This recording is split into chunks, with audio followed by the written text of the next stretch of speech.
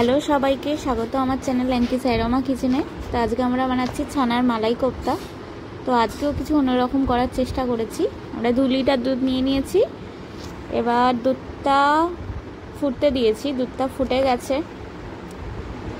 আর একটুখানি ফুটবে বা ঘন হবে। ঘন হওয়ার পর এটাকে আমরা ছানা বানাবো। তো ছানা বানানোর জন্য লেবু দিয়ে দিয়েছি দুটো, পরিমাণ মতো, 1.5 খানাও দিতে পারো।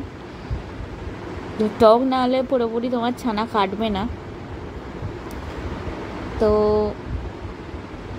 এবার এটা ততক্ষণ না নাড়তে হবে যতক্ষণ না পর্যন্ত এটা ছানা কেটে যায়। তো এটাকে ততক্ষণ আমরা গোলাতে থাকবো। গরম দুধ এবং লেবু দেব যতক্ষণ না পুরোপুরি এটা ছানা কেটে যায়। তো চলো এটা ফুটতে থাকুক, আমরা আবার ফিরে আসবো।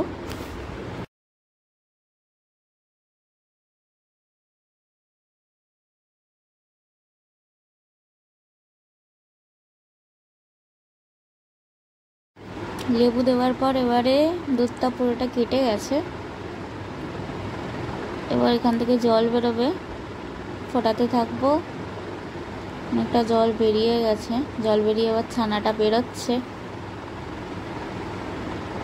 হয়ে গেলে এটাকে গ্যাসটা বন্ধ করে দেবো। এটা অলমোস্ট হয়ে গেছে।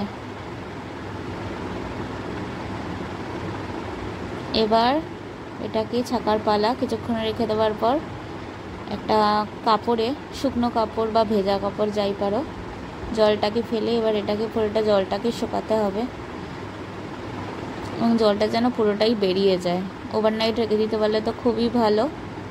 দেখতে পাচ্ছ জলটা পুরোটাই বেরিয়ে গেছে এবং একটা ক্লিপ দিয়ে বেঁধে রেখেছি।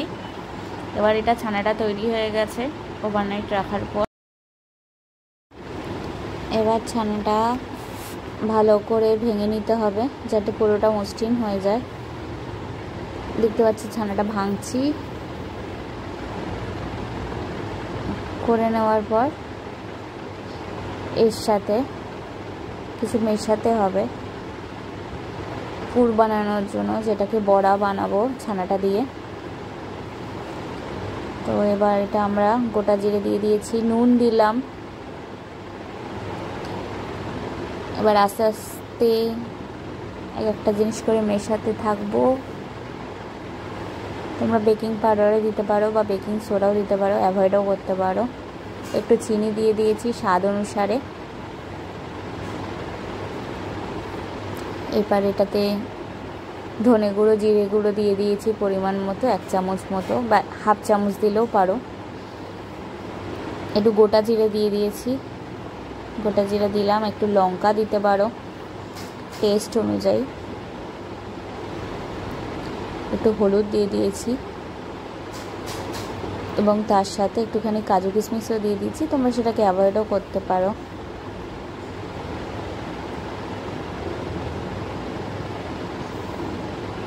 করে নেওয়ার পর একটুখানি লঙ্কা গুঁড়োও দিয়ে দিয়েছি যাতে খেতে সুন্দর টেস্ট হয়।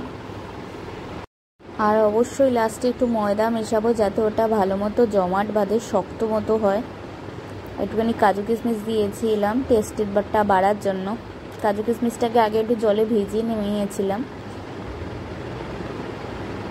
ভিজিয়ে নেওয়ার পর এটা ওর মধ্যে দিয়ে দিয়েছি। তোমরা এটাকে অ্যাভয়েডও করতে পারো।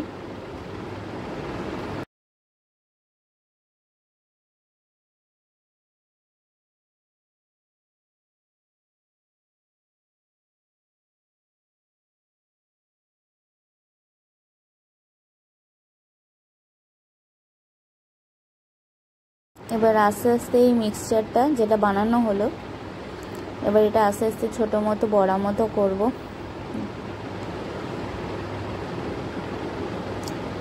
খুব একটা বেশি বড় করবে না, কারণ এটা তেলের মধ্যে যখন ভাজা হবে আস্তে আস্তে জলে পড়লে ওটা ফুলে যাবে। তো সেই হিসাবে তোমরা ওটাকে গোল করো। আমার চ্যানেলটা ভালো লেগে থাকলে লাইক, সাবস্ক্রাইব আর কমেন্ট করতে ভুলো না। আর অবশ্যই জানিও রেসিপিটা তোমাদের কেমন লাগলো। অবশ্যই এটা বাড়িতে টেস্ট করো সবার সাথে। এরকম নতুন কিছু রেসিপি নিয়ে আমি আনতেই থাকি। তোমরা এটাকে নিশ্চয়ই ট্রাই করো আর কমেন্ট করে অবশ্যই জানিও কেমন লাগলো। তো এবার আস্তে আস্তে ছোট ছোট করে লিচিগুলো বানিয়ে নিচ্ছি। দেখতে পাচ্ছ ছোট ছোট করে করছি, তার সাথে একটুখানি কাজু কিশমিশ অ্যাড করে দিতে পারো যাতে ওটা সুন্দর আর আরও বেশি টেস্ট হয়। তো এরকম করে অনেকগুলোই বানিয়ে নিয়েছি। এবার এটাকে ফ্রাই করার পালা। আর পাশে আলুগুলোও কেটে রেখেছি ছোট ছোট করে। তো যেহেতু এটা 2 লিটার দুধে বানিয়েছিলাম, এটা খুব একটা বেশি হবে না, তো সেই হিসাবে বড়াগুলো হয়েছে। এবার গরম তেলে মধ্যে আলুগুলো দিয়ে দিয়েছি এবং আলুগুলো ততক্ষণ না ভাজতে থাকবো যতক্ষণ না এটা ডিপ ব্রাউন হয়ে যায়। তো কিছুক্ষণ ভাজার পর এটা ডিপ ব্রাউন হয়ে গেছে। এবার ডিপ ব্রাউন হয়ে গেলে আলুগুলো এটাকে আস্তে আস্তে করে তুলে নেব। তো তুলে নেওয়ার পর আবার সেই তেলেই আস্তে আস্তে করে আমরা যেই ছানার বড়াগুলোকে এবার আস্তে আস্তে করে ভাজতে থাকবো। এটা আগে ধিমে আঁচে করতে হবে, মানে লো ফ্লেমে করতে হবে, হাই ফ্লেমে দিলে হবে না, তাহলে সেটা পুড়ে যাওয়ার সম্ভাবনা থাকবে।